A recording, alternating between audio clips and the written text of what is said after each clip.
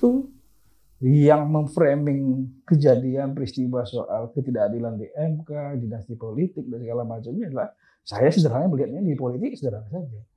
Ya itu sengaja dilakukan. Karena apa? Karena kan berpotensi kandidatnya yang kalah. Justru yang bahayanya begini Bang, yang dikatakan anak Ingusan mau jadi cawapres banyak yang panik itu persoalan. Ini sebenarnya Pak Jokowi yang pengen memaksakan Gibran atau sebenarnya Pak Prabowo yang pengen Gibran jadi cawapres? Itu dulu pertanyaannya. Ngapain sih kita capek-capek membicarakan hanya untuk keluarga Jokowi gitu loh? Dan kasihan itu partai-partai itu gitu. Ini udah kehabisan bahan kalau dia ngomong begini, udah kehabisan bahan. Ya bagaimana mau habis Abang belum selesai Ketua. ngomong.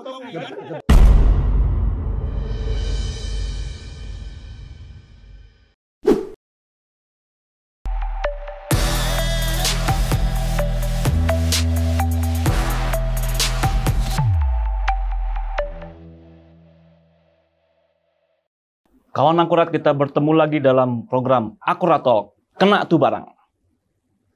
Fenomena Gibran Raka Buming Raka dan pencalonannya di Pilpres 2024 membelah tajam opini publik. Yang tadinya menjadi idola masyarakat, kini tersudut oleh dugaan intervensi penguasa atas pencalonannya dalam Pilpres 2024 melalui putusan Mahkamah Konstitusi. Di sisi lain tidak bisa dibantah bahwa pencalonan Gibran dalam Pilpres 2024 itu menjadi pendobrak atau menjadi semacam simbol bagi kaum muda untuk mendobrak kepemimpinan era lama. Dan Gibran adalah simbol yang masih menjadi tanda tanya sampai sekarang. Apakah Gibran harapan baru kaum muda yang ingin mendobrak kepemimpinan di semua lini, atau cuma catatan buruk dalam sejarah regenerasi? Ini yang akan kita bahas kawan Akurat dalam program Akurat Talk kali ini. Akurat Talk kali ini sangat spesial karena biasanya saya berhadapan dengan satu orang narasumber. Kali ini ada 3 orang narasumber yang hadir sebagai tamu kita dalam program Akurat Talk kali ini. Yang pertama saya sapa Bang Twedy Ginting, Ketua Umum Relawan Beta Gibran. Wah, ini pelakunya. Yang kedua ada Bang Pumpida Hidayatullah. Bang Pumpida koordinator nasional ya, Ganjar Center. Ganjar Center. Dan yang terakhir yang ketiga Bang Sirajuddin Abdul Wahab. Ini Ketua Umum Relawan Go Anies. Go Anies? Go Salam Perubahan. Go Anies itu Golkar Anies atau apa itu Bang? Siapa yang Berubah dari warna biru ke warna kuning. Tapi lebih contoh orang lebih banyak mengatakan Golkar Anies. Tapi yang pasti kan gue itu kan pergi bersama Anies untuk ke Medan Utara. Oh, siap. Ya. Oh, wow. Ini udah mulai nih. Ini nanti kita akan membahas juga lebih jauh ya Bang. Pintu masuknya memang ini fenomena Gibran tentu saja ya. Nanti Bang Twedy akan mungkin banyak berbicara soal itu. Tapi kita juga mau mendalami lagi apakah langkah potong generasi yang cukup ekstrim ini ya. Bisa dibilang ini langkah potong generasi, tapi caranya ekstrim juga ini. Yang itu apakah merupakan keharusan zaman agar kepemimpinan nasional itu atau kepemimpinan anak muda itu bisa lebih cepat melakukan disrupsi, atau memang ada cara lain sih, ada alternatif lain agar anak muda itu bisa menjadi pemimpin di lini-lini penting dalam urusan strategis nasional. Nah, tapi Bang Twedy dulu lah nih Bang Twedy. Ini kan sentimen negatifnya sangat kuat ya terutama terhadap Gibran ya, terhadap Gibran sendiri setelah dia diusung, dicalonkan dan resmi mendaftar ke KPU. Nah, sentimen negatif ini sebenarnya di tingkatan teman-teman relawan lah dulu ya, mungkin ya. Abang bisa menceritakan apa yang menjadi suasana kebatinan teman-teman relawan melihat situasi saat ini. Ya, terima kasih. Ini pertama nih saya senang nih saya podcastnya bareng sama senior-senior di Cipayung sama KNPI ini. Jadi mana terhormat juga kita nih sama senior. Kembali ke topik soal putusan MK itu ya, dalam negara demokrasi kan wajar pasti ada yang pro dan kontra. Nah, bagi kelompok yang merasa berpihak pada kandidatnya pasti akan merasa bersyukur. Pada kelompok yang merasa itu tidak mengakomodasi kepentingannya pasti dia akan kontra. Itu hal-hal yang wajar. Itu yang pertama. Yang kedua, soal putusan MK ini karena berhubung waktunya dekat dengan Pilpres, akhirnya itu dianggap semacam rekayasa dan segala macamnya. Akan berbeda bila putusan MK ini diambil pada contoh 2 atau 3 tahun lalu, jauh sebelumnya. Nah, yang ketiga, ada framing yang memang sengaja dilakukan seolah-olah putusan MK ini untuk memberikan karpet merah kepada Gibran. Padahal kalau kita lihat semua, dari semua pemohon judicial review ini tidak ada satupun orang bernama Gibran yang melakukan gugatan itu. Bahkan kalau kita lihat, salah satu kelompok yang melakukan gugatan itu adalah kepala-kepala daerah yang usianya di bawah 40 tahun. Salah satunya adalah Bupati Sidoarjo, Ahmad Budrol itu. Sekarang umurnya 32 tahun. Jadi, bila mana tidak ada putusan MK ini, jangankan di Pilpres 2024, di 2029 aja dia tidak akan bisa mencalonkan. Nah, yang kelima, putusan MK ini buat kita yang anak-anak muda, ya ini memberikan angin segar. Kenapa? Ya ini memberikan peluang buat anak-anak muda yang berprestasi untuk tampil dalam kepemimpinan nasional. Persoalannya hari ini kesempatan itu ada pada Mas Gibran. Saya kira itu adalah suatu peluang yang mungkin juga partai-partai yang mengusungnya juga berpikir, kan tidak hanya Mas Gibran nih, kepala daerah yang berprestasi, banyak yang lain, ada Emil Dardak dan segala macamnya gitu. Tapi mengapa akhirnya partai-partai politik itu malah yang sepakat Mas Gibran? Nah, berarti kan ada sesuatu. Sesuatu itu apa? Ya kalau kita lihat prestasi, mungkin tidak ada pihak yang bisa membantah prestasi Mas Gibran sebagai wali kota Solo. Nah, kalau tahun 2020 itu minus pertumbuhan ekonomi Solo itu minus 1,7%. Tapi pada tahun 2022 angkanya 6,25%. Jauh di atas angka rata-rata pertumbuhan ekonomi nasional 5,3%. Nah, menjadikan Solo sebagai salah satu destinasi terbaik di Indonesia, menjadikan Solo sebagai kota paling toleran di Indonesia dan segala macam, dan banyak prestasi lain. Dan data-data ini tidak bisa dibantah. Untuk itu saya kira wajar akhirnya para petinggi partai koalisi dan Mas itu sepakat dengan Mas Gibran menjadi calon wakil presiden. Mungkin itu dulu. Tapi itu kan berbicara kepemimpinan di tingkat kota ya. Itu kalau nggak salah berapa kecamatan? 7 kecamatan kalau nggak salah. Lalu yang orang berpendapat adalah kok jomplang banget kalau bapaknya kan ke gubernur dulu, ke DKI dulu. Ini kan jomplang sekali, jauh banget ini mau ngurusin negara tiba-tiba. Dan tadi memang soal waktu juga ya, waktunya terlalu mepet dengan pencalonan tadi. Nah ini untuk mengcounter itu apa yang Bang Teddy? Saya kira begini, banyak dari kita abai bahwa Mas Gibran ini sebenarnya tidak secara instan masuk ke dunia politik. Kenapa demikian? Sebagai anak wali kota selama 7 tahun, 2 tahun sebagai anak gubernur, dan hampir 10 tahun sebagai anak presiden. Jadi dikatakan, itu pengalamannya. Hampir 20 tahun dia dikader secara politik, hari-harinya. Apalagi di terakhir sebagai anak presiden. Dia dikader di istana. Istana ini adalah kan epicentrum politik Indonesia. Dinamika dan denyut nadi politik Indonesia itu ada di istana. Dan dia mengalami itu. Sehingga wajar saja pada saat Mas Gibran dikasih kesempatan sebagai wali kota, akselerasinya cepat. Karena apa? Itu ada pengalaman tadi kaderisasi politik itu. Nah, mungkin itu yang banyak pihak yang tidak melihat itu ya. Hanya melihat ujuk-ujuk, oh kok Mas Gibran. Ini kan yang dilihat orang kan privilege-nya, ya kan, keistimewaan seorang Gibran. Padahal kalau kita boleh cek lagi kan sebenarnya elektabilitas Gibran untuk pencalonan di Gubernur Jawa Tengah dulu deh. Waktu itu kan cukup tinggi, ya kan? Orang harapkan waktu itu kan wah larinya paling ke provinsi nih. Kenapa tiba-tiba lari ke kepemimpinan nasional? Mungkin itu nanti Bang Teddy bisa berhasil lagi. Mungkin saya ke Bang Pumpida dulu. Bang Pumpida menjawab tadi apa yang disampaikan oleh merespon Bang Teddy tadi. Ini soal prestasi dan juga soal pengalaman dia sebagai anak seorang presiden 2 periode, ya kan, gubernur dan wali kota. Apakah hal itu menjadi sesuatu yang memang harus sebuah keharusan zaman seorang anak presiden yang punya privilege besar seperti itu menjadi calon wakil presiden buat calon presiden yang sudah berapa kali berkompetisi tapi kalah gitu ya, Pak Prabowo Subianto. Menurut Bang Pumpida sendiri bagaimana? Ya, prestasi yang paling tingginya itu adalah memiliki seorang bapak namanya Pak Jokowi. Itu Gibran itu. Prestasi terbesarnya adalah punya bapak seorang Pak Jokowi, itu prestasi terbesarnya. Jadi dia privilege kalau itu given dong, bukan? Dia milih juga. Dia milih bapak ya. Nah, jadi gini. Jadi maksud Gimana saya ceritanya gini. Gibran bisa milih bapaknya? Jadi kalau misalnya bicara yang namanya di istana itu ada kaderisasi, mohon maaf, kaderisasi itu bukan di dalam konteks dibesarkan terus ngelihat sekeliling dan kemudian orang mengangkat-ngangkat semua, enggak. Kaderisasi itu, Siraj, berkelahi dulu sama ini. Berkelahi dalam konteks ini ya, adu argumentasi, adu nalar, adu gagasan dan lain. Ini harus teruji benar. Nggak ada lah di dunia ini, di Indonesia ini yang kemudian ketika ada pejabat itu semuanya tiba-tiba kritikan masuk ke dia. Belum tentu dia kuat terhadap kritik yang tajam misalnya. Belum tentu dia bisa mendengarkan orang dengan secara clear gitu di dalam konteks yang seharusnya memang terlatih bagi seorang pemimpin itu. Pemimpin yang hebat itu pasti jatuh bangun, dari jatuh bangun. Kalau dia udah enak dan nyaman terus, waduh. Berat kalau menurut saya. Ujiannya tuh pasti akan suatu saat akan kaget sendiri itu dia. Badannya nggak akan kuat. Itu aja nanti kita lihat aja. Proses kaderisasinya belum cukup berarti. Ya karena kalau di istana tuh bukan kaderisasi gitu namanya. Itu kan namanya dibesarkan di istana. Mungkin kaderisasi yang dimaksud Bang Tudi, kaderisasi langsung dari seorang presiden gitu ya kan? Ini anak KNP lupa.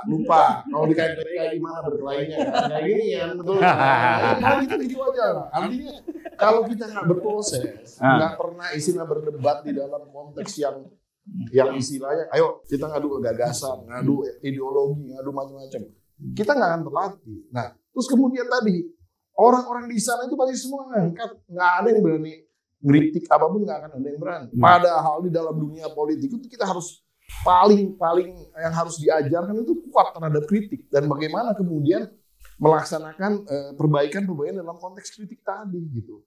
Jadi kaderisasi yang tidak cukup matang itu berarti secara mental Gibran sendiri menurut Bang Pumbida juga itu nggak akan cukup ya, nggak akan cukup matang gini, untuk menghadapi kritikan. Kalau Solo dianggap satu prestasi ya, kalau kita lihat kan banyak program nasional yang ketarik ke sana, kemudian Solo itu tiba-tiba naik.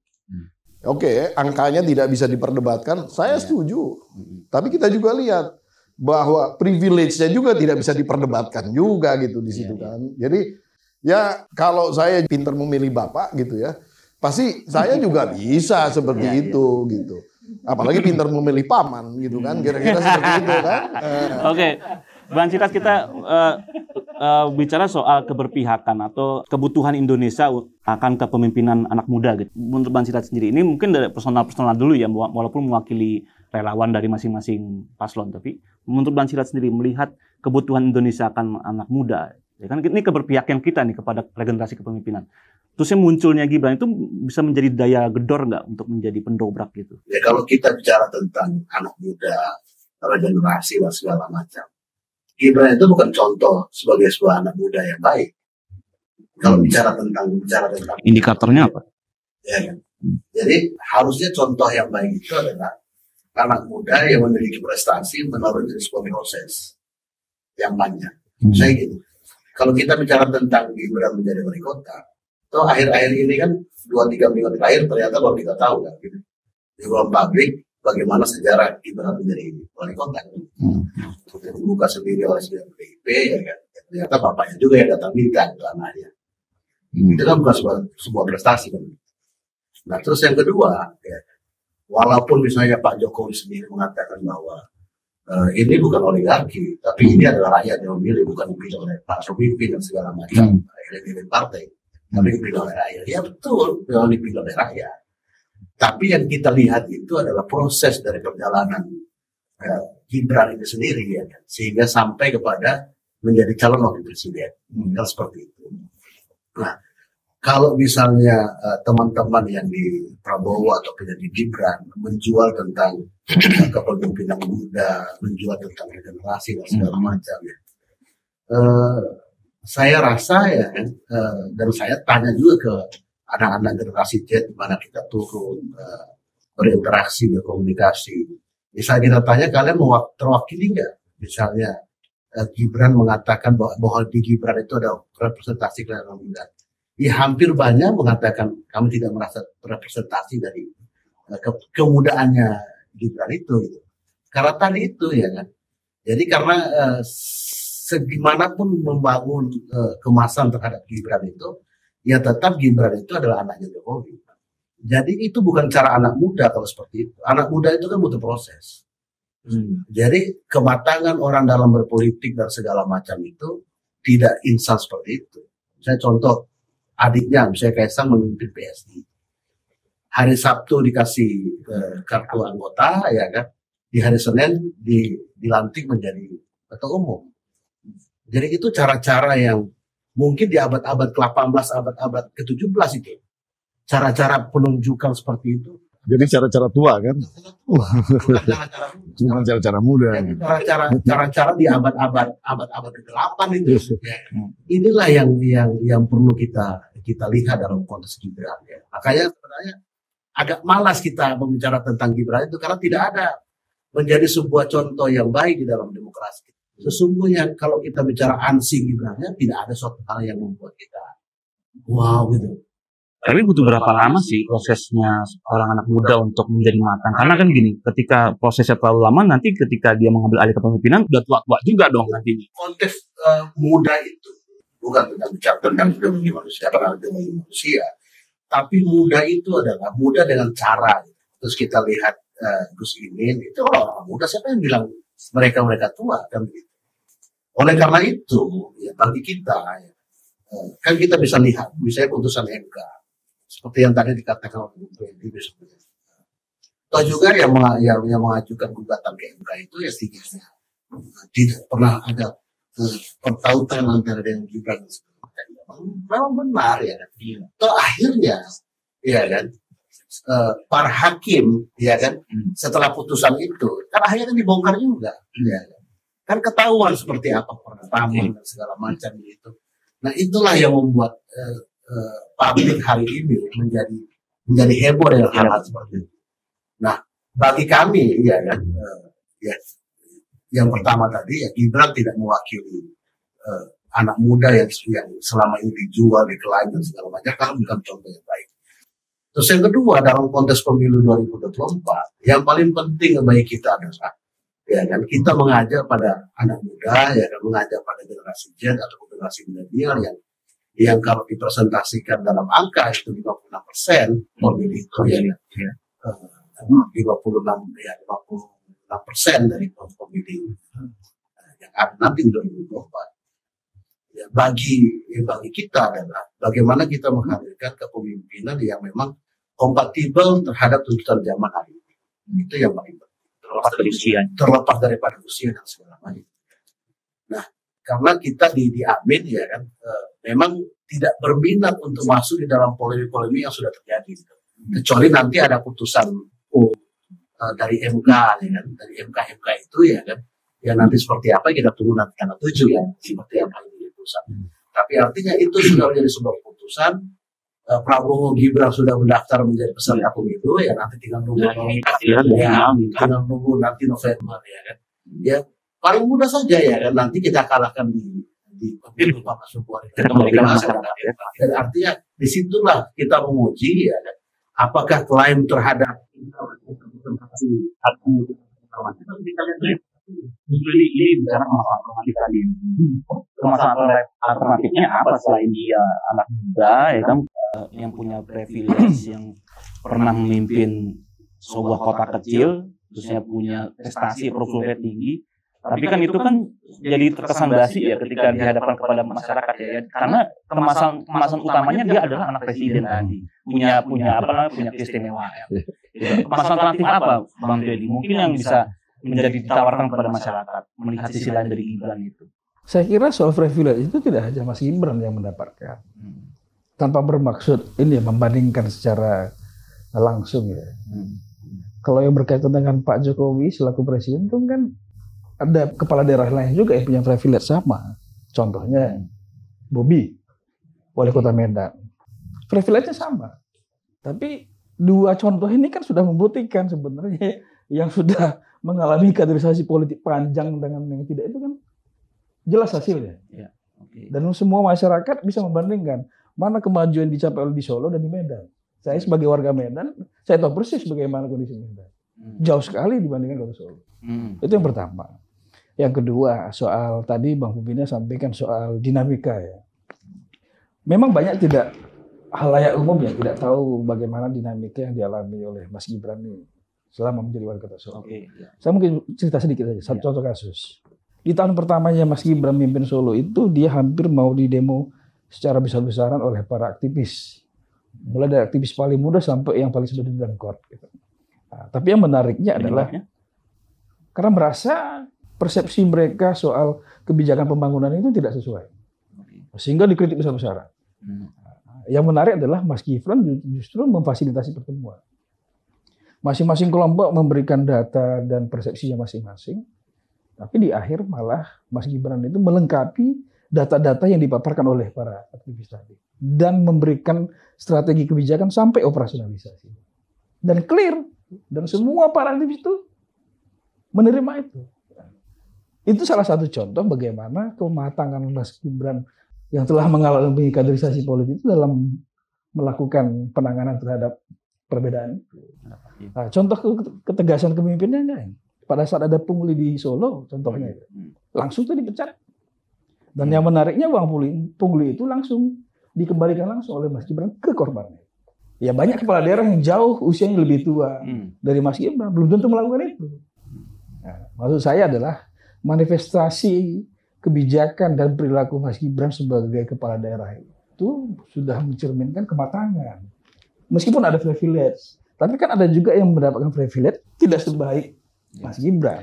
Begitu. Nah, tadi kalau kata Bang Sirat, ini persoalan anak presiden, saya kira ya itu salah satu keuntungannya Mas Gibran. Gitu. Itu sudah takdir politik. Itu takdirnya, dia nggak bisa negasikan itu takdirnya. Persoalannya adalah dengan takdir seperti itu. Ternyata Mas Gibran sangat mampu secara maksimal memanfaatkan itu untuk rakyat banyak, khususnya rakyat Solo. Nah, Mas Gibran itu terpilih pada suara pilkada itu kan hanya 85%. Nah, 2 tahun kinerjanya approval rate-nya itu 95%. 95%. Saya kira itu data-data yang tidak bisa dibantah, itulah yang menurut saya ya, yang akhirnya menyebabkan para politisi pengambilan keputusan koalisi itu, wah ini yang paling oke dari antara muda yang lain. Gitu. Dan sebenarnya bila tidak ada Mas Gibran, atau contoh tadi Emil Dardak nih, tidak akan seheboh ini sebenarnya, gitu kan? Tidak seheboh ini ceritanya, gitu. Tapi karena lagi-lagi ke Mas Gibran yang dipilih berdasarkan, menurut saya pertimbangan yang matang ya, baik kalkulasi politik, keterpilihan dan kinerja dan prestasi, ya tentu saja saya kira. Saya sih menganggap sederhana saja. Yang menarik adalah justru yang memframing kejadian peristiwa soal ketidakadilan di MK, dinasti politik dan segala macamnya adalah saya sederhana melihatnya di politik sederhana saja. Ya itu sengaja dilakukan. Kenapa? Karena kan berpotensi kandidatnya yang kalah. Itu aja sebenarnya. Kalau potensi Mas Prabowo dan Mas Gibran nggak menang, pasti tidak akan dihebohin. Begitu, Bang Bobi, betul itu nggak? Statement tadi sama enaknya dari PI aja. Jadi gini, saya nggak pernah meragukan karakter seseorang itu baik atau kita di dalam politik nggak bicara seseorang itu baik atau tidak baik gitu. Nggak boleh kita menjudge orang baik atau tidak baik. Bahkan di agama saya pun dilarang kita menjudge seseorang gitu. Karena karakter itu adalah nempel gitu. Dan itu urusan masing-masing. Yang paling penting adalah di dalam konteks politik ini kan perlombaan. Sekarang ini yang kita pengen lihat itu prestasi gitu di dalam konteks real gitu, apple to apple gitu dibanding yang lain gitu loh sebenarnya, ya kan? Nah kalau kemudian kita lari baik atau tidak baik, pasti semua kandidat yang ada di sini justru pasti baik gitu, bicara baik gitu. Kan nggak mungkin tiba-tiba kalau nggak baik juga pasti ada catatan jelek itu udah pasti nggak akan jadi. Anda menyorot gitu. Proses. Nah pertanyaannya adalah di dalam konteks ini ada satu basis yang namanya etika gitu kan. Yang kedua ada basis-basis pemikiran-pemikiran. Undang-undang yang namanya batas umur itu bukan tiba-tiba ujuk-ujuk ada gitu loh. Kan ada asbabun nuzulnya. Ada yang namanya kajian akademisnya. Dan ini kajian akademis bukan abal-abal. Yang ngerjain profesor-profesor dan lain-lain. Jadi pertimbangan-pertimbangan bahwa seorang kepala negara itu apa wakilnya harus umur segitu tuh ada pertimbangannya. HIPMI aja dibolehkan sampai umur 40. Masih dianggap sebagai pengusaha muda gitu loh. Ya kan? Tapi setelah umur 40 dia udah harus menyerahkan kepada adik-adiknya gitu. Artinya 40 ini sebenarnya ke bawah masih dianggap muda juga. Di dalam konteks tertentu oke.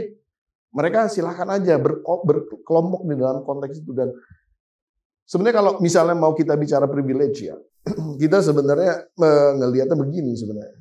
Ini sebenarnya Pak Jokowi yang pengen memaksakan Gibran atau sebenarnya Pak Prabowo yang pengen Gibran jadi cawapres? Itu dulu pertanyaannya.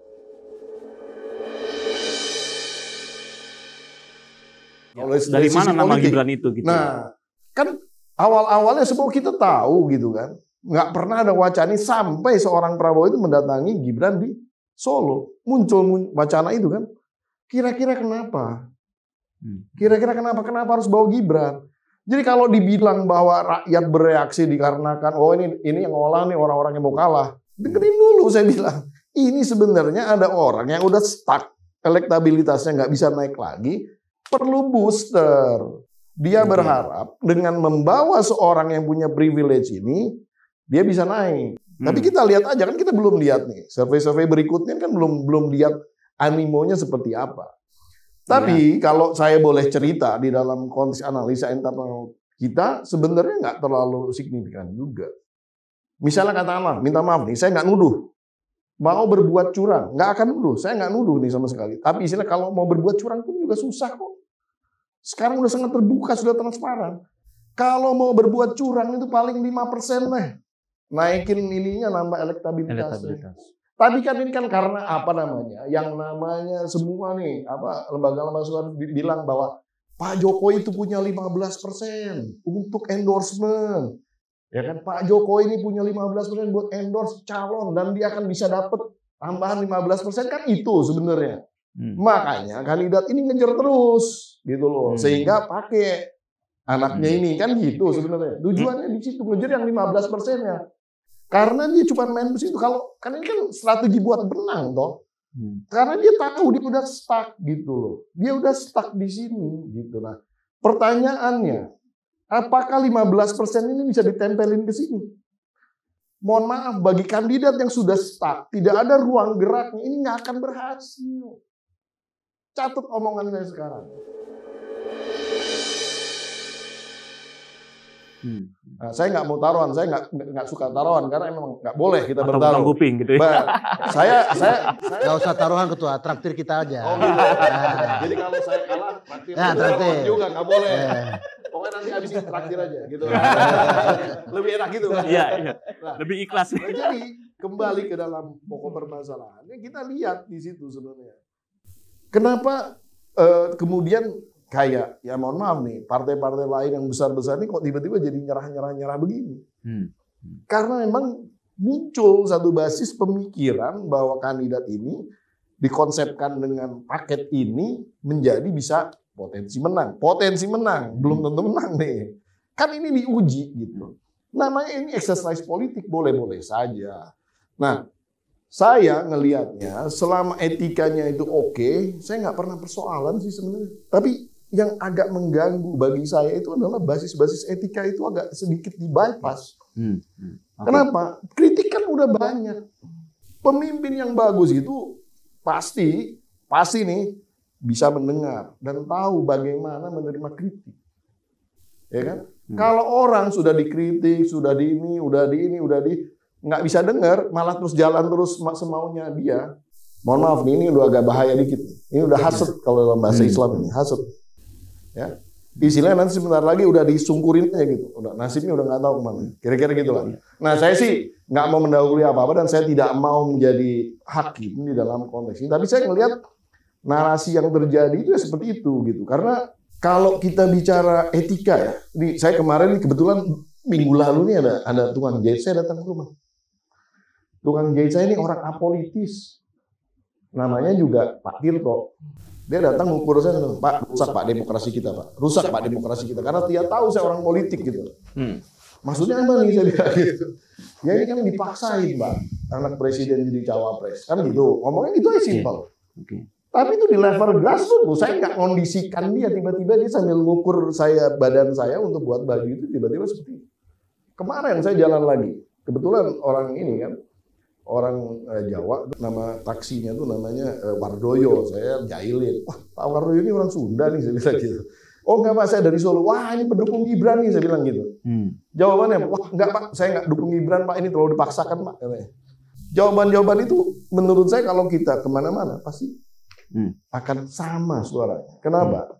Hati-hati, rakyat tuh silent rebellious tuh ada. Dia diam, dia tidak akan demo, tapi ketika dia silent, dia bisa aja nggak setuju. Oh gitu ya. Oh gitu ya. Diam dapat suara. Gimana orang diam kok? Nah ini mendahului juga. Gak boleh mendahului. Jadi harus bisa baca mata batin, Bang. Orang diam gimana tahu? Berarti ngirim-ngirim jin kali ya. Nah, jadi kembali ke kesimpulannya, kalau saya bilang ini sebenarnya bukan hanya sekedar dari keinginan Pak Jokowi sendiri, tapi ini kayak gayung bersambut. Pucuk dicinta ulam tiba. Kira-kira soal exercise politik tadi kan itu kan mungkin orang-orang partai politik pengusung yang paling bisa menjawab itu. Tapi tadi Bung Twedi, saya ke Bung Twedi dulu deh. Tadi ada soal tadi. Ya memang harus yakin. Mungkin Bung Twedi punya cerita. Ada cerita gitu ya, mungkin mengetahui juga dari mana sih sebenarnya nama Gibran ini dari mungkin gini deh. Dari lahir itu relawan sendiri ini ya, relawan Beta Gibran menjalin komunikasi dengan Gibran itu sebetulnya sejak kapan? Apakah sebelum nama ini diusung atau digadang-gadang untuk menjadi cawapres, atau memang sejak Gibran menjabat wali kota? Ini kan kita boleh telusur lagi ya Bang ya. Sebenarnya dari mana nama Gibran ini kan ujuk-ujuk tadi kayak dikatakan ada pihak yang memaksakan gitu, ingin mendompleng elektabilitasnya, approval rate-nya Pak Jokowi misalnya gitu. Mungkin Twedi. Yang namanya relawan kan pasti atas dasar inisiatif ya. Inisiatif untuk bergerak. Hanya saja persoalan inisiatif ini kadang-kadang ketemu atau tidak dengan misinya. Alhamdulillah sih kebetulan Beta Gibran ini kita bergerak ini jauh sebelum putusan MK.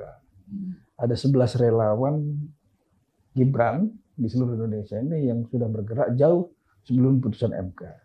Yang menarik memang gerakan contoh Beta Gibran ya, kita deklarasi itu 26 Agustus tahun 2023. Dalam tempo 40 hari kita bisa melakukan deklarasi secara masif tanpa henti di 38 provinsi.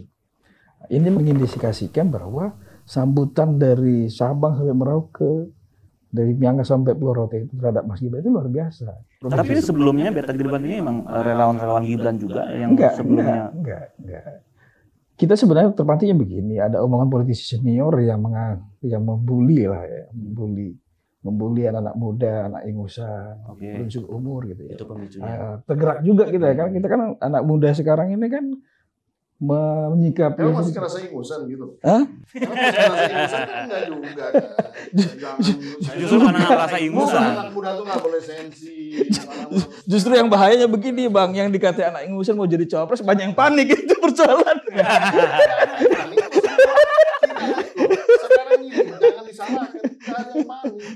Boleh dilanjut dulu yang tadi dulu Bang. Kita mengkritisi seseorang dalam basis etika dengan panik tuh beda loh. Jangan salah. Makanya tadi saya kan lihat, saya menjabarkannya di dalam konteks yang pakai logika aja gitu. Tapi anyway kalau software atau shareware, beta version itu coba-coba. Harusnya alpha version. Lanjut Bang Twedi. Lanjut Bang Twedi. Beta version coba-coba aja nih beta version. Jadi sambutannya luar biasa. Jadi kalau tadi mengatakan ada Bang Syarif katakan nggak semua anak muda. Tapi eksperimen kita di lapangan justru yang banyak menyambut Mas Gibran itu anak muda. Meskipun ada juga yang sudah ibu-ibu, bapak-bapak, nenek-nenek, dan kakek. Dan itu semua terdokumentasi di kita. Jadi sambutannya luar biasa. Itu yang pertama. Yang kedua, perihal saya tadi ini Bang Pumbida tadi. Beta ini istilah saya, dan sebenarnya ini kan bahasa Melayu tua, bahasa Melayu tua sebenarnya. Tapi memang yang eksis masih dipakai di Indonesia bagian timur. Beta itu ya saya artinya. Saya Gibran. Deklaratif. Iya. Saya pilih Gibran Bang. Gibran adalah kita dong. Iya, saya Gibran. Deklaratif. Soal nama Gibran itu sebenarnya dorongan relawan murni. Iya, relawan. Dorongan relawan murni yang dibaca oleh mungkin bisa asumsikan bahwa partai-partai pendukung Prabowo akhirnya mendengar itu ya. Yang menarik sebenarnya begini, gerakan 11 relawan ini kan bergerak di seluruh provinsi. Dan bukan 11 relawan aja kan yang mendorong Gibran itu kan ada di banyak. Yang teridentifikasi kita ya, karena kita kan ada konsolidasi secara masif dan interaktif di 11 ini. Yang jauh sebelum putusan MK. Yang menarik adalah setelah gerakan ini masif dilakukan, satu yang permintaan kita dari Mas Gibran, beliau berani mengambil langkah berani. Langkah berani ini menurut Pak Sigit justru beliau mau berani menjadi martir. Martir untuk menerobos hegemoni politisi-politisi senior dalam kontestasi pilpres. Disampaikan langsung ke Mas Gibran? Itu dulu, saya baru cerita dulu. Cerita dulu. Kita berharap beliau jadi martir. Terobos hegemoni politisi-politisi dengan senior. segala macam cara? Dengan cara apapun? Dengan segala risiko. Dengan segala risiko. Karena dengan cara apapun ya? Karena dengan segala risiko. Karena itu masih ada kendala konstitusi waktu itu? Masih dengan segala risiko, dan itu juga memberikan harapan kalau ini diterobos, itu akan membuka peluang-peluang anak muda berprestasi lain-lain juga untuk kontestasi berikutnya. Nah, komunikasi itu terus berlanjut sampai pada akhirnya kita memberikan kesimpulan, kita kasih mandat ke Mas Gibran. Dan alhamdulillah beliau berani mengambil langkah itu dengan segala risikonya. Apa yang terjadi hari ini kan bagian salah satu dari risiko yang ditanggung oleh Mas Gibran, Pak Jokowi dan keluarga. Dengan framing negatif segala macam, ini kan risiko. Menurut saya pertaruhan besar yang sudah diambil dan dirasakan ini bukan hal yang kecil ya. Itu makanya itu yang kami pikirkan semua relawan itu, kita sangat berharap Mas Gibran berani mengambil langkah berani ini. Karena kita tahu resikonya ya. Kalau resikonya yang dibilang. Bang Siraj mungkin ada tanggapan Bang. Kita melihat dalam konteks politik dan politik partai dan demokrasi ya. Jadi kalau misalnya kembali tadi yang disampaikan oleh Bung Twedi ya, bicara tentang hampir semua partai politik yang ada di kubu Indonesia Maju itu, baik Golkar, Gerindra sendiri, terus PBB, PAN, mana lagi ya? Minimal itu yang di parlemen. Parlemen. Hampir semua partai politik itu PSI enggak. Jadi hampir semua empat partai yang di parlemen itu, semuanya itu keputusan di tingkat organisasi masing-masing itu ketua umum itu calon presiden. Pada awalnya, ya kan. Semuanya itu adalah calon presiden. Misalnya Golkar memutuskan Airlangga di forum rapimnya itu menjadi calon presiden. Ya kan. Nah terus yang kedua ya kan PAN ya kan mendeklarasikan Zulhas menjadi calon presiden. Prabowo sudah pasti ya kan. Dari semua partai politik ini yang existing di parlemen itu, semua ketua-ketua umum itu adalah calon-calon presiden. Apakah kita meragukan misalnya kemampuan daripada ketua umum partai itu? Nah, emang idealnya seperti ya, itu. Kan? Makanya apakah kita meragukan elang perjuangan daripada pimpinan-pimpinan partai itu? Ya kan. Nah, justru menjadi tanda besar itu. Kenapa orang-orang ini ya kan semuanya akhirnya sepakat untuk mendorong Gibran? Ada cerita Bang, ada cerita. Nanti kita gosip-gosipnya lah ya kan. Jadi semua dalam politik yang hari ini kita tonton, yang kita saksikan itu ya semuanya itu pasti ada desain politiknya gitu. Tidak mungkin secara serta-merta ya kan keinginan arus bawah melihat bahwa figur Gibran ini adalah figur yang jauh melampaui misalnya bapaknya misalnya begitu ya kan. Atau jauh lebih punya pengalaman yang cukup ya kan. Punya kemampuan narasi yang bagus ya kan. Dan menjadi role model bagi anak-anak muda ya kan. Kan kita tidak melihat itu semua itu yang saya uraikan tadi itu ya. Terhadap Gibran itu ya.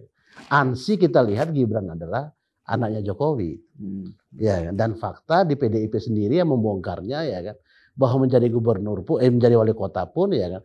Datang atas permintaan daripada bapaknya. Itu baru pernyataan sepihak itu. Tapi artinya begini, artinya kan proses administrasi di PDIP kan sudah berjalan. Menurut mereka kan tidak bisa juga kita karena dia yang mengatakan. Karena begini Bang, ada juga yang bilang bukan Gibran yang dibesarkan oleh PDIP yang dibesarkan oleh Gibran dan Jokowi. Begitu, gitu kan? ya. Nanti mungkin Bang Mubiro juga bisa menjawab. Kalau dalam konteks PDIP ya kita hanya melihat karena orang di luar ya dari luar. PDIP ini kan melewati fase zaman yang begitu panjang. PDIP ini kan dia hidup di era Orde Baru, ya kan. Jadi sampai hari ini itu bukan perjalanan yang sebentar. Jadi dia mengalami bagaimana di zaman Orde Baru 97 terjadi kejadian di Ponegoro dan segala macam ya kan. Mega yang begitu luar biasa menghadapi badai-badai politik dan segala macam. Nah, terus yang kedua ya kan bicara dalam konteks demokrasi. Kenapa sih kata demokrasi itu penting ya kan ditambahkan tadi dengan bahasa etika. Karena reformasi itu melahirkan demokrasi itu kan tujuannya kan 3 kata saja. Korupsi, kolusi dan nepotisme. Nah, apakah kata nepotisme hari ini tidak berlaku lagi sebagai sebuah amanat reformasi? Ya kan. Jadi mau seperti apapun kita bedah dengan seperti apapun misalnya teman-teman memberikan gambaran terhadap Gibran dan segala macam, ya akhirnya kan buntut-buntutnya ya anak presiden gitu. Karena kalau kita misalnya rekam digitalnya kan masih ada ya kan. Gibran pun mengatakan ya nggak pusing urusan politik dan tidak pernah berpikir untuk mau jadi apapun dan segala macam. Dan fakta-fakta itu ya kan, pemimpin itu yang kita butuhkan itu antara kata dan perbuatan itu harus dekat. Walaupun dia tidak bisa sama, tapi minimal dekat lah. Karena manusia tidak ada sempurna kan begitu. Ya kan? Tapi minimal antara kata dan perbuatan harus dekat. Nah, itulah pentingnya bagi kita. Mungkin di kubu Amin lah yang tidak terlalu banyak mengkomentari tentang Gibran ini ya kan. Jadi mereka karena bagi kita tuh nggak penting gitu loh. Jadi baik jadi tepuk tangan, diam-diam dapat suara gitu ya. Jadi bagi kita itu nggak penting karena sudah banyak publik ya kan. Baik pengamat dan masyarakat sendiri dan segala macam ya kan. Karena begini, mau dicekoki seperti apapun, saya kira kecerdasan masyarakat itu sudah sangat tinggi lah dalam konteks persoalan memilih pemimpin dan segala macam ya kan. Jadi sebagus apapun kemasan teman-teman menyampaikan tentang Gibran dan segala macam, toh akhirnya kan fakta politiknya pun akan seperti itu. Nah misalnya kalau kita ambil contoh mengutip yang disampaikan oleh Kang Eep misalnya di postcardnya Abraham Samad misalnya. Terus bagaimana approval ratingnya Jokowi itu tinggi ya di atas 80% dan segala macam. Ya karena tadi ya budaya orang Indonesia ya orang yang sudah mau selesai memimpin segala macam ya kan. Yang nggak penting lagi untuk mengomentari hal-hal yang negatif ya kan. Nah tapi kalau didetailkan lagi berdasarkan tematik problem-problem kemasyarakatan, kondisi-kondisi kemasyarakatan ya itu misalnya persoalan harga bahan pokok segala macam itu 92% orang tidak puas. Terus belum lagi tema-tema lainnya dan semua itu di atas 70-80% gitu. Nah artinya bahwa ya hari ini ya karena sudah seperti ini jadinya ya kan. Karena kalau bicara tentang etika ketua itu nggak ada di pasal tuh tentang etika. Itu kembali kepada sebuah kedasaran kita ya kan. Di dalam berdemokrasi karena ngapain sih kita capek-capek membicarakan hanya untuk keluarga Jokowi gitu loh. Dan kasihan itu partai-partai itu gitu. Bayangkan Airlangga Hartarto ketua umum partai besar Golkar gitu. Ya kan? Yang orang sudah tahu bagaimana Golkar itu berjalan berproses ya mengkader kadernya dan kita ini kader Golkar nih. Ya kan? Udah enggak lagi ya? Mantan. Oh udah lebih dari keluar dari partai atau keluar? Oh gitu. Dewan BPJS. Ya. Tapi keanggotaan masih anggota Golkar tuh? Oh udah nggak lagi. Artinya kan saya yang kader Golkar ya. Jadi artinya bahwa ya kan. Jadi kasihan gitu loh. Kasihan Pak Erlangga, kasihan Pak Julhad. Orang-orang yang menapaki proses politiknya sampai di puncak memimpin partai itu ya kan. Dan akhirnya kan harus ya entah itu karena terpaksa atau tidak kita nggak paham lah ya kan. Tapi artinya bahwa dalam kacamata kita memandang dalam konteks politik, ya ketua umum partai ini kan tersandra gitu loh. Ya kan, di dalam untuk mengambil sebuah keputusan untuk menentukan Gibran pilihan mereka. Nah bagaimana misalnya kita lihat Erick Thohir, secara survei saja udah dia capek-capek ya kan. Turun dari sana bikin TikTok ini, bikin TikTok itu ya kan. Mengkampanyekan diri menjadi calon wakil presiden dan segala macam. Nah Gibran ini tidak perlu dia duduk santai saya di Solo ya kan. Menteri datang, ini datang, itu datang. Ya naiklah itu angka pertumbuhan ekonominya itu gitu loh. Jadi seperti apapun teman-teman ataupun tim kampanyenya Prabowo Gibran ini menyampaikan dalam konteks dalam tanda kutip Gibran ya kan. Ya kita senyumin aja gitu loh. Iya kan. Ya kita senyumin aja. Karena kalaupun kita bedah lebih parah lagi gitu loh. Iya kan. Karena nggak ada sesuatu hal yang menarik untuk dibicarakan. Tadi Bung Deddy udah tadi saya mau kembalikan itu. Kita tadi senyumin Bung aja. Deddy kan udah fair ngomong. Iya. Apa bersedia untuk menanggung segala risikonya kan. Sentimen negatif yang sedemikian kuat ini berarti kan sudah diperkirakan sebelumnya Bung Deddy ya. Tapi apakah ini akan memang menjadi bahan sasaran tembak nanti dari tim relawan, mungkin dari Pak Ganjar Mahfud? Ini jadi bahan yang akan terus digoreng ke depan selama 3 bulan ke depan? Saya sih merasa nggak perlu diangkat-angkat lagi. Kita cuma bilang bahwa ini adalah sesuatu proses yang tidak etis, dan itu saya secara pribadi ya, di dalam konstelasi kita melihat maksudnya dari kelompok Ganjar nggak ada arahan-arahan harus bagaimana, nggak ada. Kita lebih concern sekarang adalah bagaimana meningkatkan elektabilitas saja. Karena dengan mensosialisasikan, memperkenalkan figur itu lebih efektif ketimbang kita meributkan sesuatu yang ini, yang apa namanya, yang istilahnya udah sesuatu yang udah jelek kok. Serius Bang Bunda. Karena kan kalau kita mengangkat negatifnya, yang dapat positif kan kita. Jadi Mas, Di politik kan begitu. Komparasi. Saya kemarin dari Malang kan, dari Malang. Terus ada kawan saya tanya ke bapak-bapak dan ibu-ibu, kan lagi ramai acara kita sama Gus Imin ya. Terus ada yang iseng nanya, terus gimana Gibran ya? Iya, saya ingatin kepada anak saya itu katanya. Nah ya kan, kamu tidak akan bisa seperti Gibran karena bapak bukan presiden katanya. Jadi kamu tetap harus melewati proses kehidupan ini. Untuk mau jadi apapun harus berproses. Ya kan? Kalau kamu tidak mau berproses, ya bapakmu harus jadi presiden dulu, ya kan? Jadi itu justru itu menjadi suatu hal yang akhirnya ya masyarakat dengan kesadarannya masing-masing akhirnya menasihati pada anak-anaknya, ya kan? Kamu nggak akan bisa seperti Gibran karena bapakmu bukan presiden. Itu takdir itu. Itu takdir. Tadi Bang Mumpida. Kenapa berani mengambil risiko itu sesuatu yang harus diapresiasi? Menurut saya nggak perlu. Itu common di dalam konteks kehidupan. Setiap kali kita melangkah kita ngambil risiko kok. Tinggal berapa besar risiko itu diambil. Jadi itu sesuatu yang biasa. Justru sebenarnya begini. Ujiannya belum nyampe. Jangankan dalam politik. Kita makan tidak hati-hati pun. Ya sehari-hari. Ya, bisa keselak. Apalagi dalam politik. Jadi itu nggak akan jadi bahan. Kecuali ada yang tidak bersiko. Tidak perlu. Kecuali ada yang tidak bersiko. Jadi anak presiden. Oh iya. Hanya itu. Ini ada resikonya ternyata. Itu menurut Reddy. Itu. Resikonya digoreng sana sini. Begini. Kalau Bang Mumpida tadi selalu menekankan soal etika, karena ini kan bagian tidak terlepas dari soal dinasti politik Bang ya. Tapi sebenarnya kalau kita lihat dinasti, bukan dinasti politik, saya nggak ngeributin dalam konteks prosesnya. Oke. Ada ya orang-orang yang berkonflik kepentingan kemudian melakukan keputusan referensinya itu gitu. Itu kira-kira gitu kan. Harusnya dia tidak boleh di dalam posisi itu karena dia mempunyai konflik kepentingan karena hubungan saudara dan lain-lain. Seyogyanya dia tidak mengambil keputusan itu maksud saya. Itu Bang. Kalau berarti proses di MK Bang ya? Ya kira-kira seperti itulah. Ya, jadi kita bisa kasih contoh begini lah. Bisa kita ambil contoh ya. Di zamannya Pak Harto saja, kan Bung Karno waktu itu kan anak masih kecil kan. Jadi belum usia matang segala macam kan. Tapi misalnya Pak Harto yang 32 tahun ya kan. Pak Harto itu kan baru menjadikan anaknya menteri kan di akhir. Bu Tutut ya, jadi Mensos itu kan sudah di akhir gitu. Kalau misalnya, iya sebentar dulu, maksudnya begini. Artinya begini, bukan.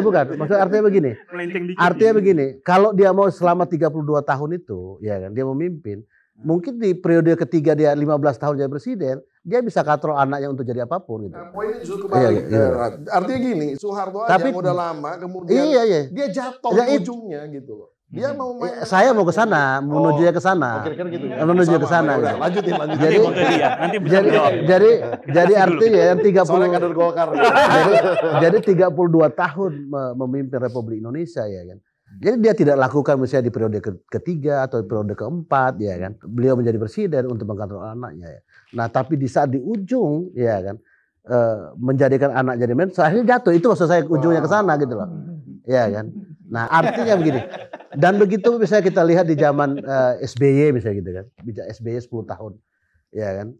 Jadi Ibas ya kan disuruh belajar untuk menjadi anggota DPR, berproses, ketua fraksi dan segala. Ada fase yang membuat anaknya itu berkontestasi dalam proses untuk menuju menjadi pemimpin.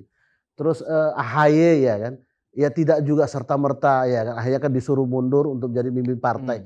Dan menjadi ketua umum partai pun AHY kalau kita lihat sejarahnya ya kan, Partai Demokrat itu AHY masuk tidak juga langsung ketua umum. dipegang dulu jadi Kogasma bisa gitu kan, komando apalah pokoknya itu seperti itu ya kan. Terus setelah itu baru menjadi ketua umum gitu.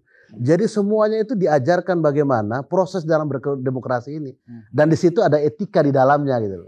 Nah sedangkan kalau kita lihat rejimnya Jokowi ini yang sudah mau 9 tahun ini ya kan, tidak mencerminkan itu gitu loh.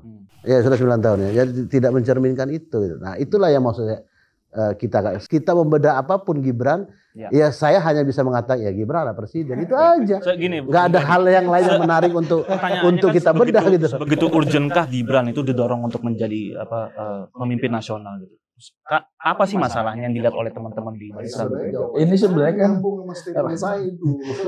kan begini, ini rame ini kan karena Gibran aja sebenarnya. Dan yang disalahkan Gibran. Kalau Ganjar Gibran mungkin nggak sebenarnya itu buat Bang Mufi dan kawan-kawan. Kalau pasangan ini pasti nggak ribut. Ya, tapi begini sebenarnya. Itu mungkin saja ya. Fenomena.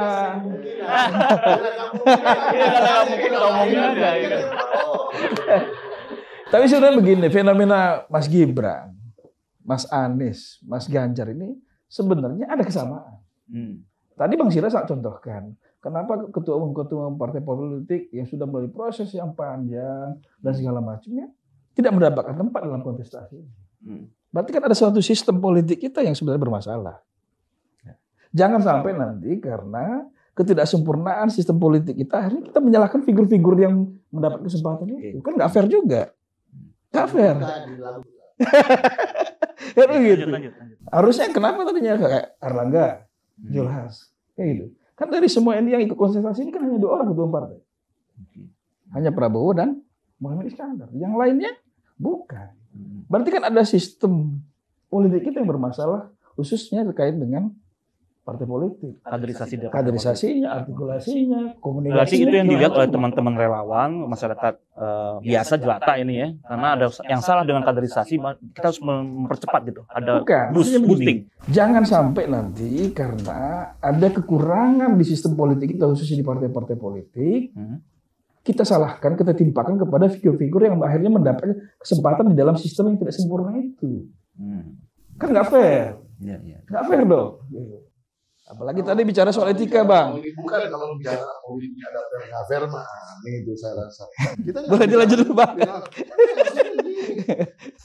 Kan itu kan namanya juga permainan di dalam konteks kemungkinan tadi. Ada yang kemudian mengambil positioning blocking di mana dan lain-lain. Tapi poinnya adalah sebenarnya kan nggak ada korelasinya dengan pencalonan Gibran tadi gitu, kondisi politik ini, kondisi politik yang begitu. Hanya segelintir orang yang akan bisa jadi. Kita harus tahu itu dari dulu. Nggak mungkin kemudian dipaksakan. Permasalahan dari segelintir orang itu, kenapa seorang anak presiden tiba-tiba bisa muncul di belakang? Strategi pemenangan berarti dong. Strategi pemenangan dong berarti dong. Makanya saya bilang tadi, petanya seperti itu sebenarnya di dalam. Tapi saya sih nggak terlalu pusing di dalam konteks siapa yang mau jadi pasangan saya. Tapi dalam prosesnya itu harusnya yang namanya etika, terutama di dalam konteks hukum, di mana hukum ini adalah panglima kita. Karena kalau udah hukumnya udah morat-marit, kita udah nggak tahu mau gimana. Begini, kalau MK itu melakukan judicial review, jadi kembalikan ke DPR sebagai datanya produk undang-undang itu ya kan, nggak akan ribut orangnya kan. Karena diputuskan ada penambahan, jadi ada penambahan ya kan. Toh akhirnya kan di dalam pun kan yang dissenting opinion itu kan akhirnya juga kan muncul kan begitu, muncul menyampaikan seperti apa situasi, seperti apa ininya. Tiba-tiba di ujung ketua MK hadir ya kan, sebelumnya tidak hadir ya kan. Seandainya salah satu penggugat itu adalah Mas Gibran, saya yakin pasti ketua MK tidak akan ikut persidangan. Hanya saja karena di semua penggugat ini tidak ada relasi tidak gini-gini kalau ini kan tidak ada korelasi langsung dengan Gibran, tapi banyak orang ada 42 kepala daerah di bawah 40 tahun kalau nggak salah. Tapi kan semuanya kepala daerah itu kan terafiliasi dengan partai-partai pendukung. Nonton itu kenapa orang pada nungguin sih nonton keputusan MK itu, kira-kira apa yang ditunggu? Kan karena ditunggu pasal itu kan, dan udah tahu ini bahwa arahnya kemana. Oke, itu persepsi publik ya, yang nggak bisa dibantu. Itu udah opini yang terbentuk gitu, udah memang udah. Itulah common sense itu gitu. Jadi sebetulnya di dalam konteks itu seorang hakim harusnya tahu Bawah ini tuh implikasinya ke sana. Gitu. Itu sebenarnya. Kalau nggak, kenapa bener? Kenapa nggak disahkan dulu aja jauh-jauh hari? Karena kan bisa diolah lagi di DPR, direvisi lagi gitu. Masalahnya seperti itu. Gitu. Jadi tadi yang Bantu dibilang ini ya, masalahnya poinnya, waktunya aja terlalu memang mepet. sengaja dibuat begini. Memang sengaja. Konspirasi. Tapi mungkin ada jawaban Bang Bung Teddy dulu kita dengerin. Kalau kembali lagi disalahkan Gibran sebagai anak presiden, ini kan bicara soal kasihan. Nanti habis ini kita bicara mengenai tadi urgensi kepemimpinan muda. Maksudnya soal politik dinasti itu sebenarnya Bang, kan itu tidak ada masalah di Indonesia. Nggak ada. Enggak, memang kita tidak bicara dalam konteks politik dinasti itu ada masalah atau enggak. Saya bilang tadi, saya sebenarnya belum selesai waktu menjelaskan bahwa di dalam seseorang ngambil risiko itu satu. Tapi kan sebenarnya adalah ujiannya ketika pada saat dia menjalani ini semua. Pertama proses election ini kan belum selesai juga, kita belum lihat.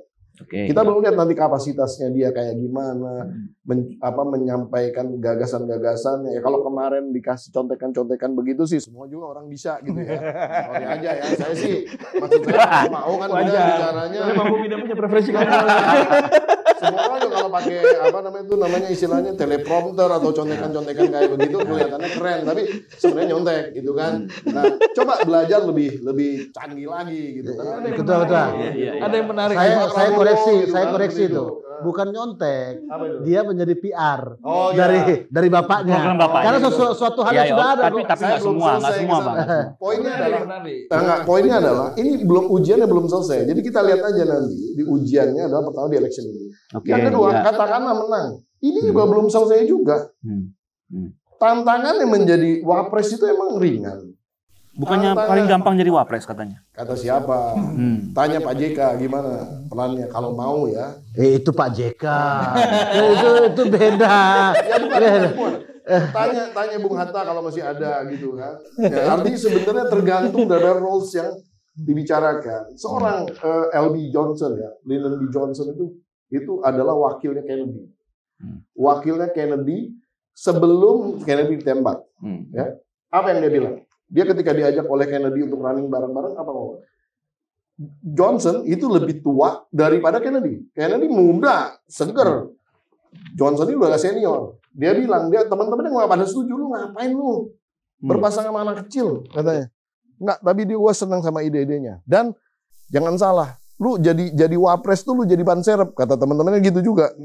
Tapi Johnson bilang, kita nggak ada masalah. Orang anggap kita jadi ban serep, dulu aja kita ngambil satu komisi di parlemen itu katanya, kita bisa jadiin komisi jadi daya tariknya luar biasa. Kita harus jadi wakil presiden yang mempunyai daya tarik gitu. Itu ngomongin Johnson ya.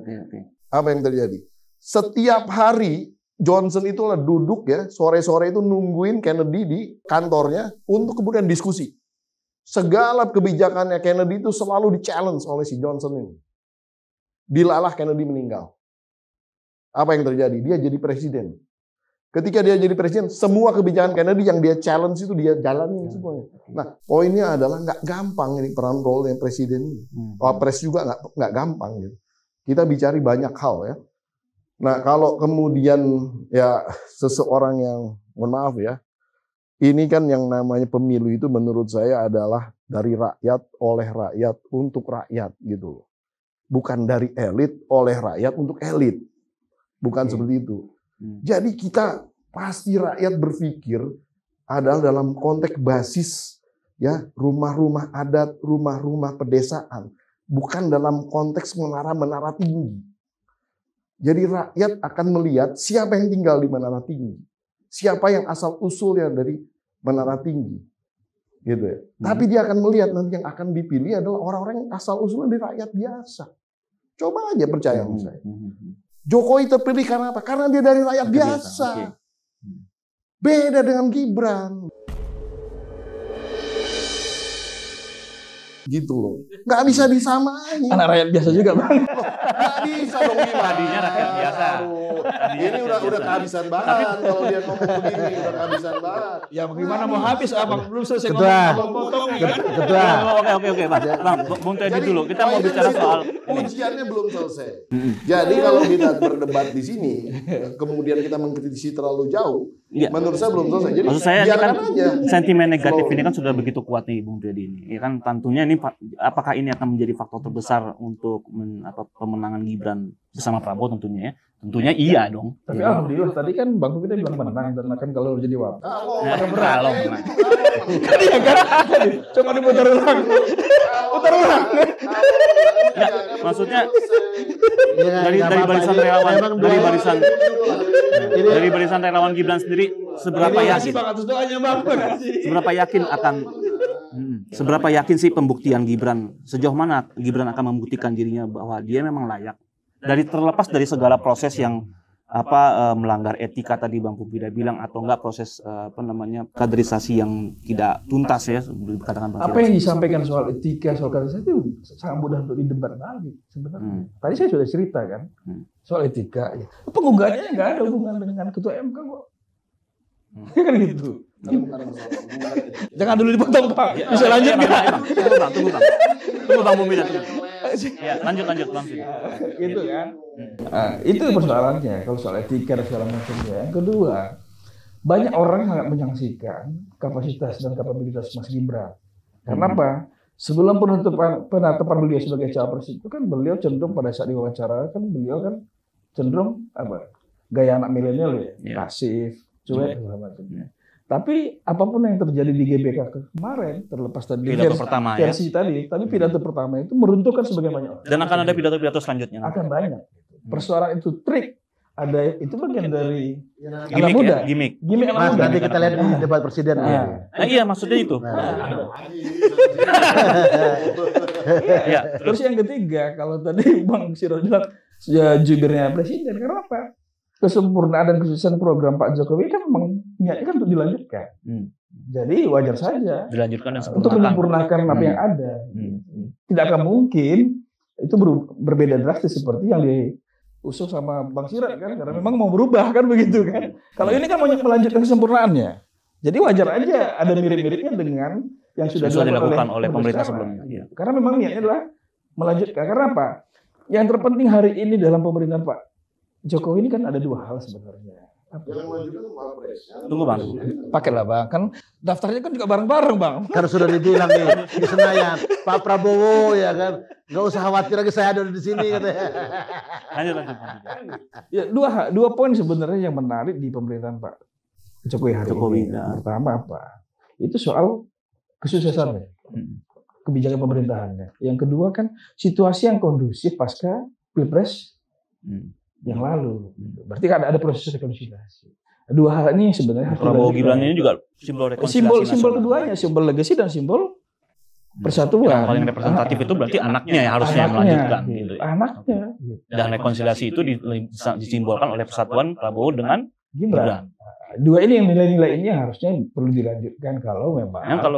Kalau kita bicara Gibran nggak ada habisnya nih, karena masalah etika tadi ada proses kaderisasi yang nggak tuntas. Tapi kita bicara begini, kita poin terakhir nih. Kalau kita bicara mengenai keberpihakan kepala paslon terhadap generasi muda, ya kan, pembangunan generasi muda, terusnya bagaimana generasi muda mau melakukan disrupsi, ya kan, melakukan inovasi, itu yang mungkin paling kelihatan sekarang saat ini ada di kubunya Prabowo Gibran, karena jelas-jelas yang diusung oleh dia cawapresnya adalah anak muda, ya kan, yang di bawah 40 tahun.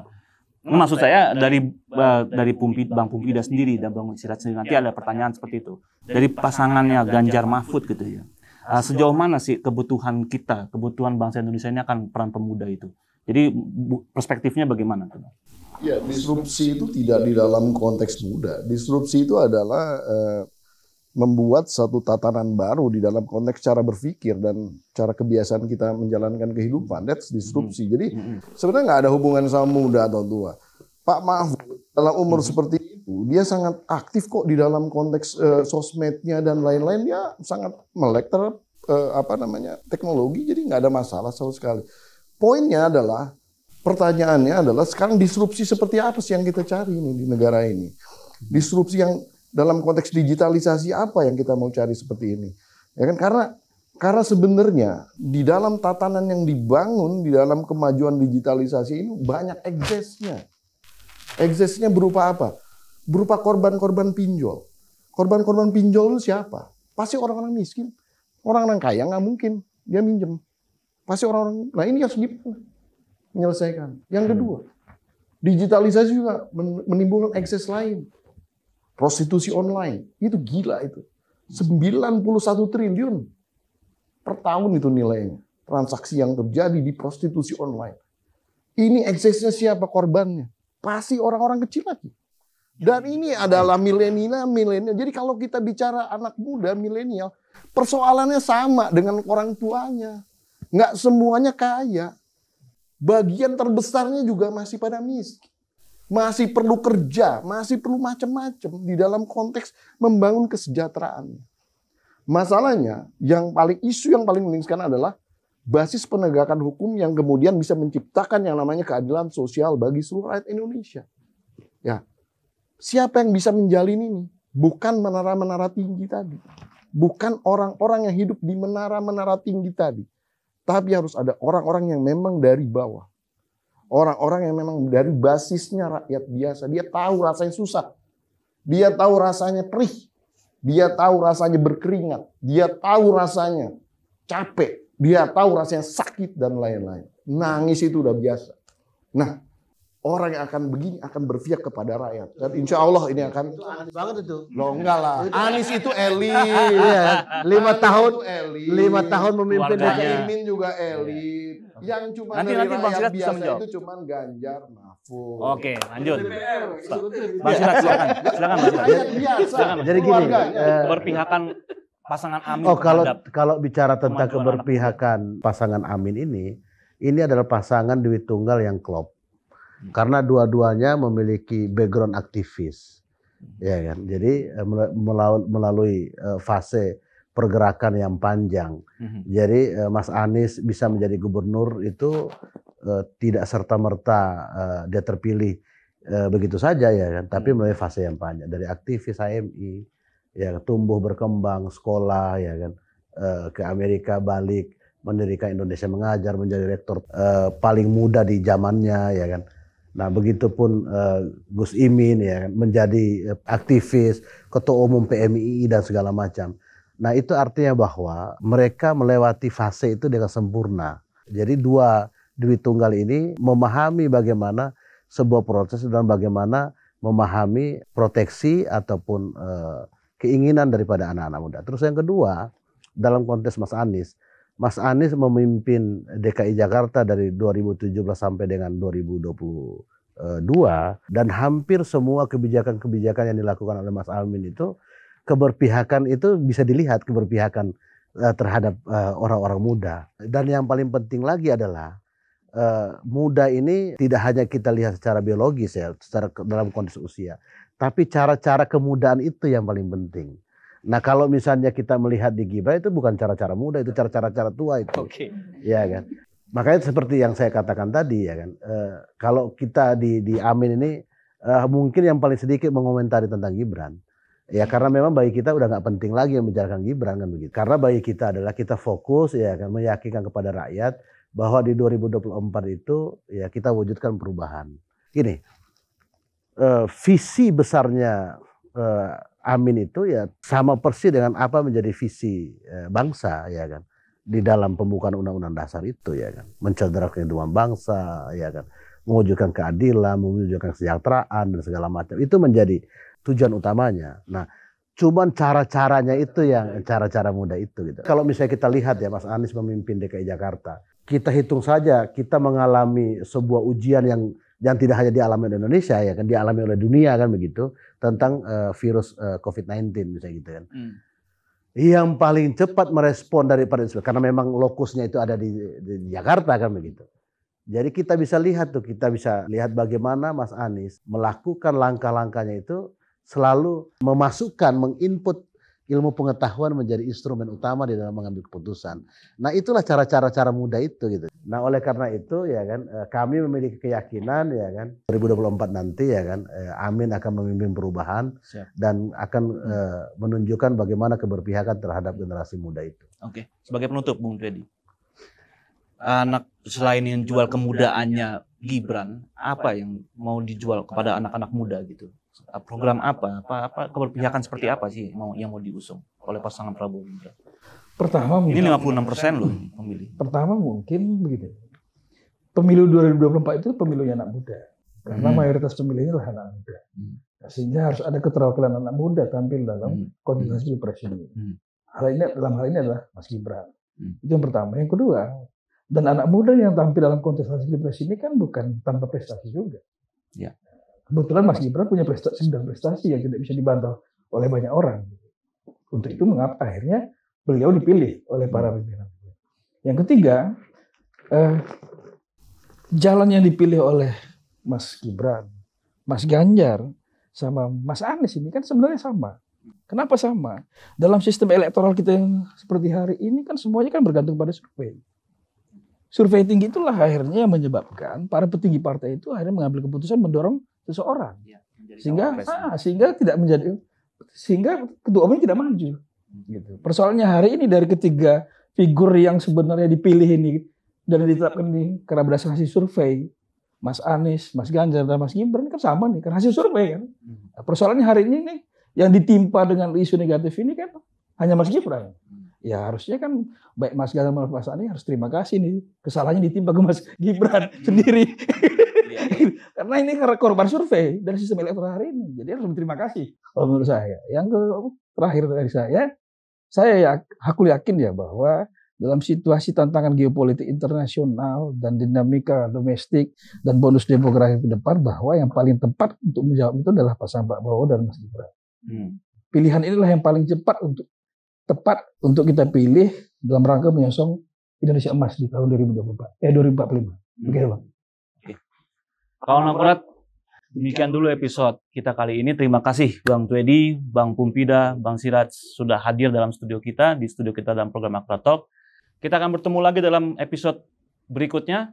Semoga bermanfaat. Akurat Talk, kena tuh barang. Kena tuh barang.